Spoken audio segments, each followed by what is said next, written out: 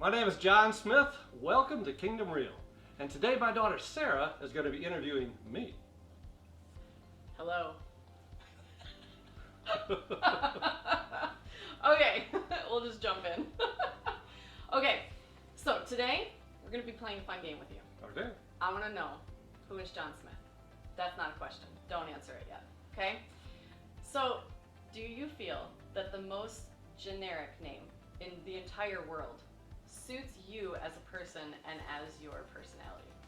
Absolutely. I have fun with it every day. And what I tell people is, now you can tell all your friends you met a real John Smith. So I've taken a common name and decided to intentionally have fun with it, and I do that every day. I love it. That's awesome. So where were you born? I was born in a zoo, What zoo? Kalamazoo. Nice. Nice. Have you lived in Michigan your whole life? No, Where else have you lived? I lived in New York for 23 years. Are you married? Yes, absolutely. Who are you married to? Susan K. Smith. Was Susan K. Vanderbrook until she met me, and then she got the cool ass name of Smith. Mm-hmm. What is your favorite meal that your wife makes? A great steak with onions, sauteed, vegetables, applesauce, and a nice room temperature glass of water. How long did you date before you proposed? Oh, I think it was at least 3 months. That's a long time. What is the craziest place that you have ever traveled to? Oh wow, craziest place. Probably Accra, Ghana. And when I Where is that? arrived, the people who invited me there and said they were going to have the visas and all that kind of stuff and a car waiting and room, none of that was there. And so I sat in the airport for 2 full days while the government officials were looking at me and trying to figure out what to do, and I just sat there and waited. What is your favorite movie? But there was another time. Oh. I don't know which is crazier. Then listen to this one. Oh.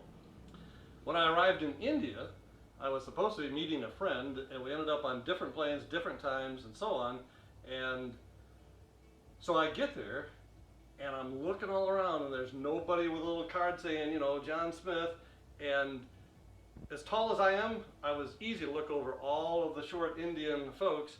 And I looked and I looked and I looked, and they weren't there. And finally I thought, once I go through that line, through that door, I can't get back in. So, well, okay. I went out, and the guy was waiting for me. Excellent. What is your favorite movie? Oh, I have a... What about Bob? And why? It's just funny. And you kind of get an inside track of what a psychologist or a psychiatrist is like. They're just normal people that are dealing with other people, and I just think it's funny. Do you have kids? Yes, I have 3. Who's your favorite? Sarah, Matt, and Andrew. Good answer.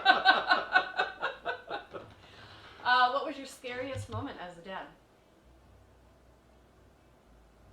Oh, scariest moment of a dad. Well, I got a phone call from the high school guidance counselor when you were in 9th grade. Would you like to expand? Yeah, it was the phone call no dad ever wants to get. And I said, Pastor Smith, your daughter's friend was in my office today, and your daughter's talking about suicide. That was my scariest moment, because I can't imagine life without you. Okay, we can't get too deep yet. What did you want to be when you were growing up? The first one that I really focused on was being a commercial airline pilot. Don't you have to have like perfect vision for that? Or that's Nah. a fighter pilot. Yeah, it wasn't Top Gun, but it was just, regular airline pilot. I've seen them wear glasses. And where did that come from? Well, my dad loved flying, and he had a small airplane. And I actually started flying lessons, and that was fun. I was pretty good at it. And it seemed like kind of a neat career. You'd see the world, make pretty good money, and it just seemed like a fun thing to do. All right. What do you do now? Well, right now, I am a pastor to other pastors and missionaries and Christian leaders and just other folks that maybe can't connect with their pastor but need a pastor to talk to.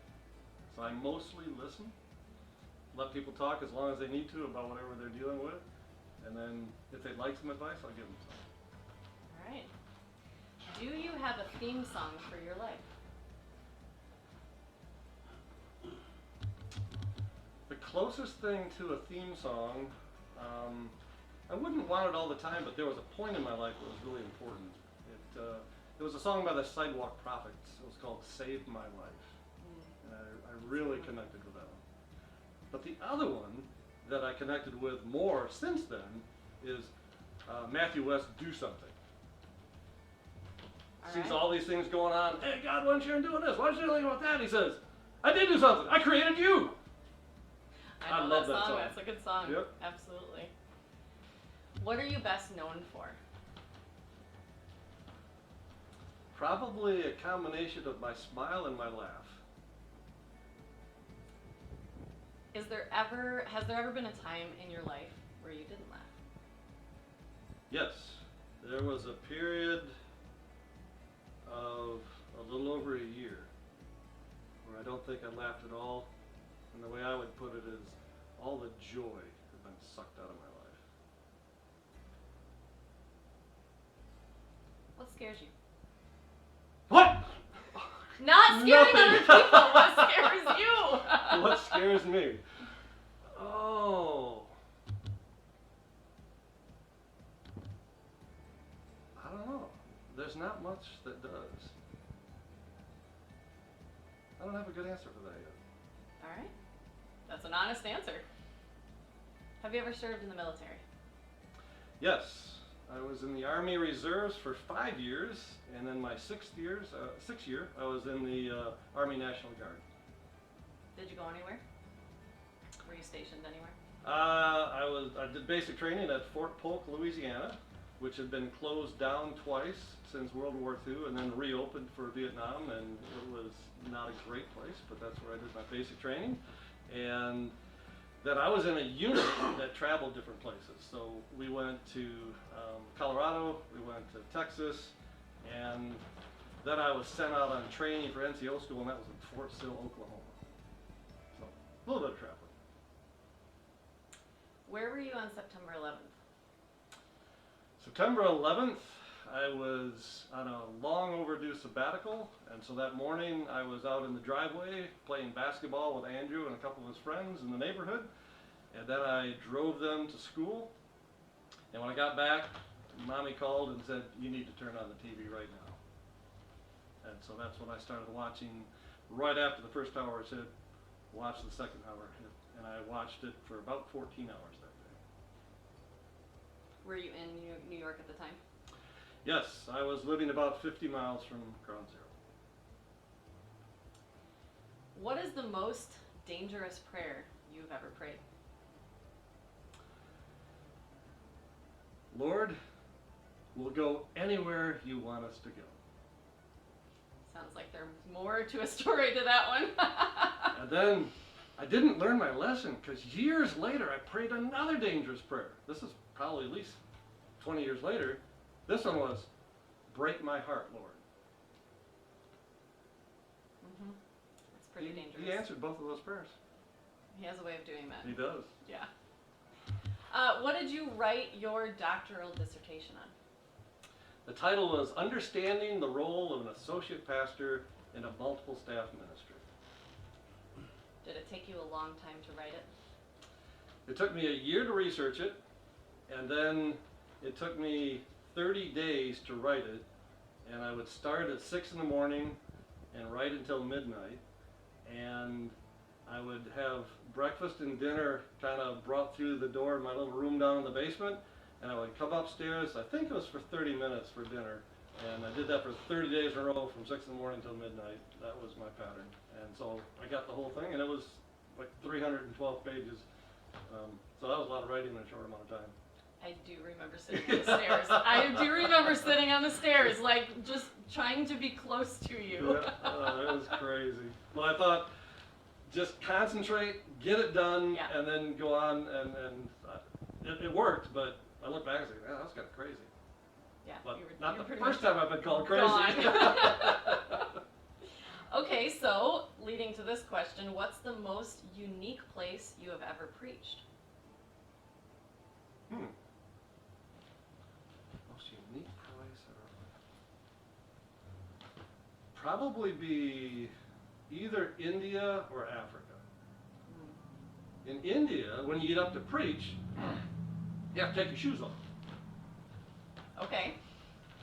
They consider it holy ground, and that was different. And that was outdoors in a huge field with this huge tent, and the lights were 8-foot fluorescent tubes all over the area, and it was, yeah, that was amazing. And then in Africa, it was just all these different settings, and I think I was supposed to preach twice this one week, and I think I spoke 6 or 8 times. Everyone was like, oh, can you do this too? Can you do that too? Can you do this too? So, yeah, those are a couple of the most unique, I think. That's great. Have you ever considered quitting ministry? Oh yes, many times. Okay. In fact, working at Home Depot looked like it would have been a dream come true some days. Okay, all right. If you could travel back to any moment in your entire life, where would it be and why? Oh wow. Travel back to any moment in my life. Just to relive it, just to see it, even like a fly on the wall.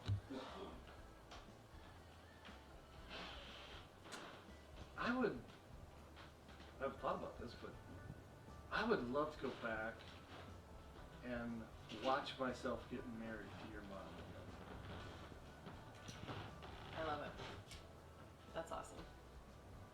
Because I was very uniquely dressed. Oh, yes. I do know.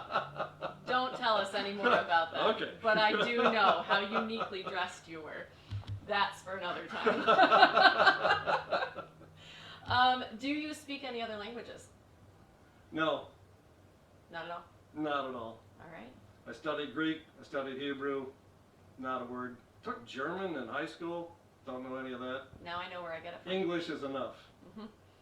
Yep. Well, you have a pretty good mastery on English, so, you're forgiven on that one. Okay.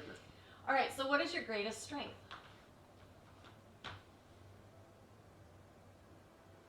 Listening. Good. What is your greatest weakness?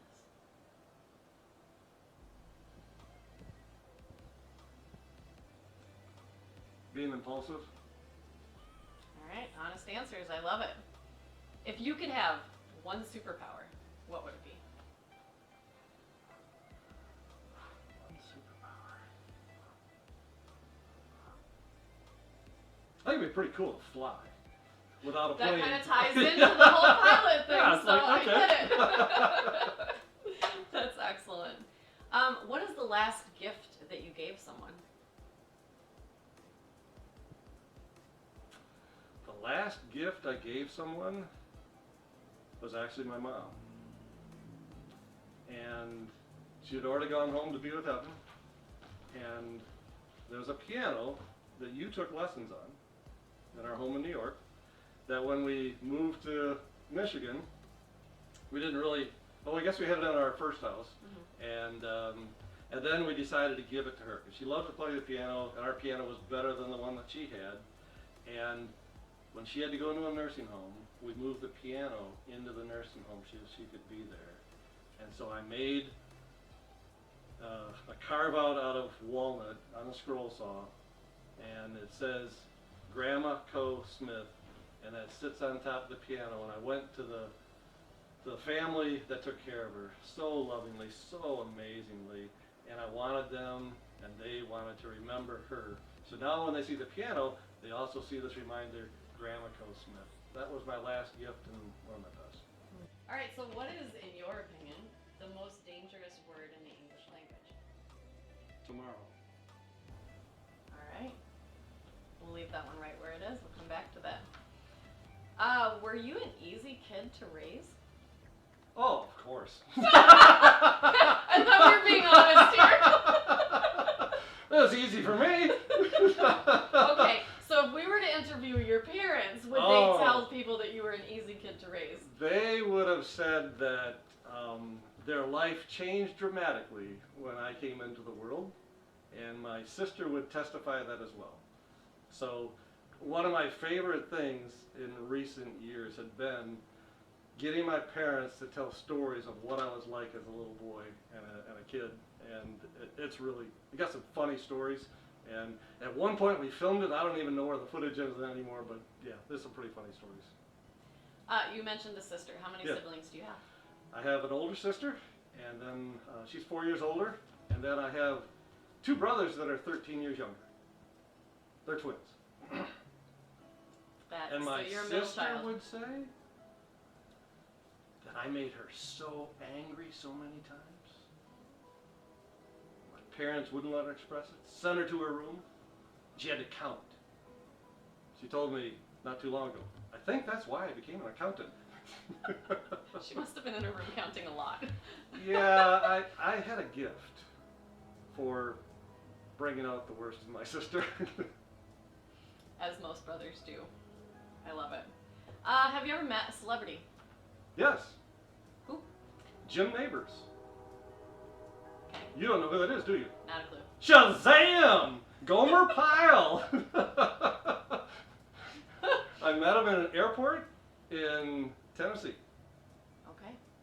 And if I remember right, my dad had flown down to pick me up when I had a break in the military, and we stopped in Tennessee somewhere, and we're looking at that looks like Jim Neighbors, and it was.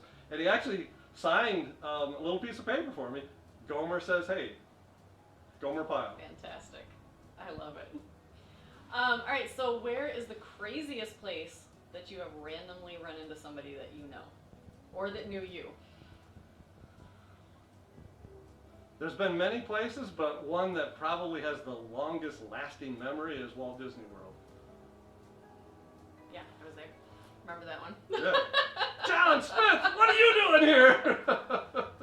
Oh, I love it. If you had to describe yourself with one word, what would it be? Only one? Just one. Crazy. If you had to describe your wife with one word, what would it be? Awesome. And if Oh, you no, that would be Saint. Excellent. Mm-hmm. Saint Sue. If you had to describe your ministry as a whole with one word, what would it be? Care. Have you ever been betrayed by anybody that called you a friend? Yes. Many times? One time? Many, many, many times. What was the hardest moment as a pastor in New York? Oh, wow. The hardest moment was receiving a phone call when I stopped home for lunch with Mommy. And on the other end of the phone was a close friend who told me that a member of our church had been found murdered in her bed in her bedroom. That sounds like a really hard one. All right. What is your favorite vacation spot?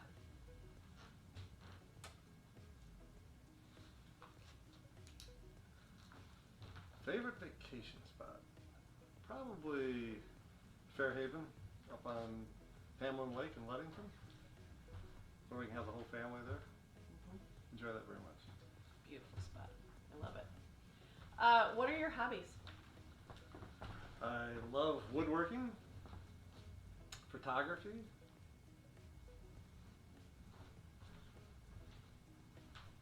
and just being out in nature. Because that's not really a hobby. So hobbies, photography, Could be a hobby. very, very amateur video, and woodworking. Do you play any sports? I used to. Right now, no. Did you play sports in high school?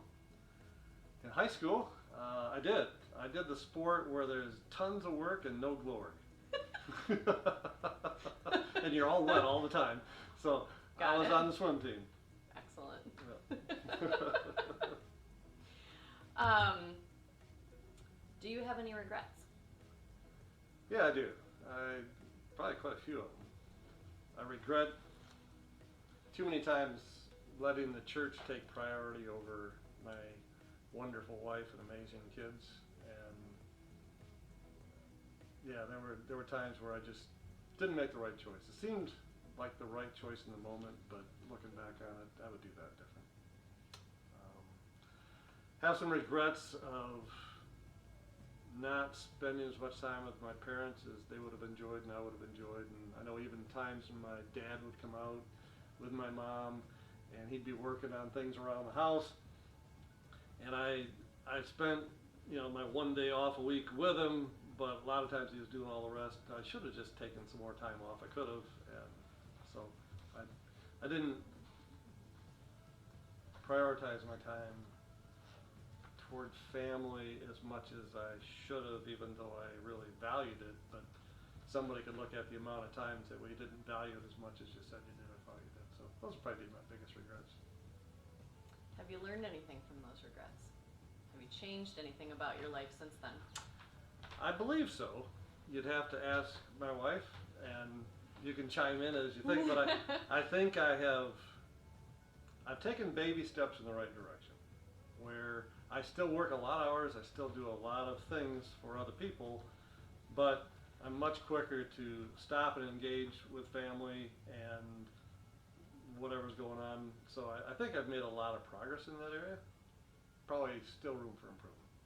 I would agree you've made a lot of progress, Okay. especially with your grandkids. You're Yeah. very, very fully present with them. Mhm. And even, honestly, like with Andrew, because he's so much younger, Yeah. I feel like you at that point had kind of seen and Yeah, I've made We're an more intentional involved with choice that I needed to be more involved and more engaged, and yeah, I believe I was.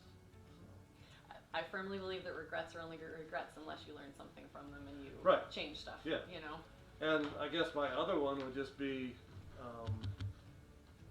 not listening to my wife, your mom, at points where she didn't trust people that I did. And as it turned out, I was always persuasive, and I could convince her that I knew more about it than she did, and every single time she was right and I was wrong. So lots of regrets on that. Do you have a favorite animal? I do.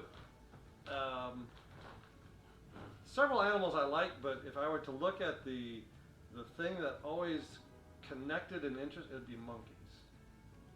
And part of that was my favorite aunt gave me these two monkeys that were made out of a soft material, and I think they were stuffed with. Remember when women were nylons way back then? Yes. So they were soft and pliable, and I would play with those hours after hours after hours. And then whenever I went to a zoo, just watching the monkeys, that just always tickled my funny bone. So I would laugh and laugh and laugh when I'd watch the monkeys. I love it. What is, or was, I guess, your biggest motivation for getting involved in pastor care? My biggest motivation would be that I lived out the desperate need for it. And if at the point I was wounded the most deeply, there are 7 people that God used to save my life. And I'm forever grateful, and I devoted the rest of my life to helping as many people as I could who were going through similar circumstances to not be alone and not to end their own life.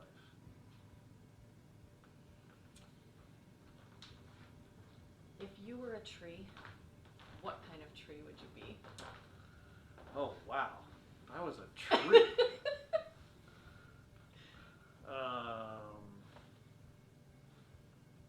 I'd be a zebra tree. I don't even know what it looks like. But my glasses are made out of zebra wood, so I gotta find out what that is, and I thought that was really cool. Well, and it sounds like a fun tree It anyways. does.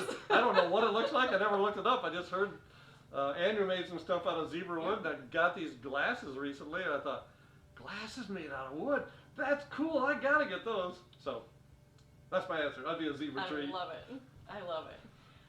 Why did you choose to form Kingdom Real? Oh, Kingdom Real was basically, I would put it this way, it was a download from God about an idea or a dream of capturing stories of people on film.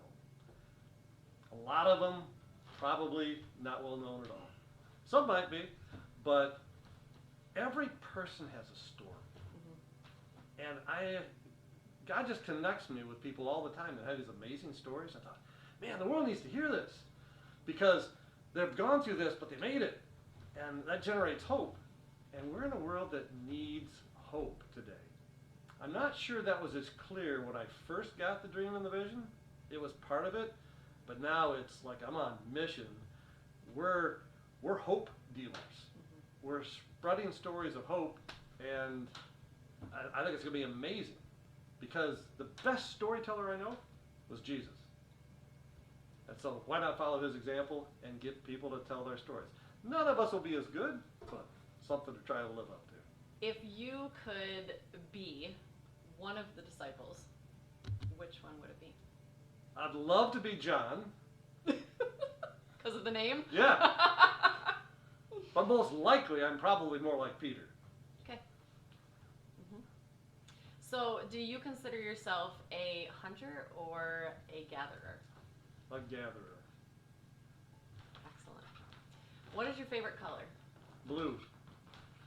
Excellent. Love blue. What do you want to be when you grow up?